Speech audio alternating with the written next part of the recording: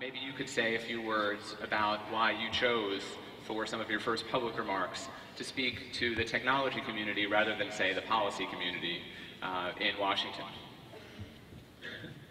Well, thank you for the introduction. I would say South by Southwest and the technology community, the people who are in the room in Austin right now, they're the folks who can really fix things, who can enforce our rights through technical standards, even when Congress hasn't yet gotten to the point of creating legislation to protect our rights in the same manner. When we think about Hi, I'm Omar Gallaga with the Austin American Statesman. We just saw Edward Snowden speak in public for the first time at South by Southwest Interactive in a special presentation that was helped by the ACLU. Snowden was defiant. He was not at all regretful about the NSA leaks that he participated in. He actually said that the South by Southwest audience, the reason he chose this venue to speak publicly for the first time was because he feels this is the audience that can do something about privacy and encryption and security, that they can come up with technical solutions to help people have more encrypted data and to cut down on mass surveillance by the NSA and other government entities. So it was a very interesting presentation. He was beamed in via Google Hangout with the U.S. Constitution as the backdrop for his avatar.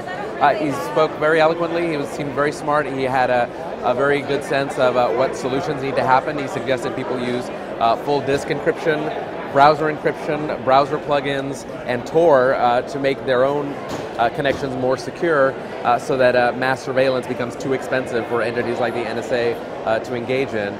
He also suggested that people pressure companies like Google and Facebook to make data more secure. There's kind of a fundamental push and pull on that because companies like Google and Facebook, to hear the panelists tell it, are really advertising companies that it's in their interest to keep their stuff more open.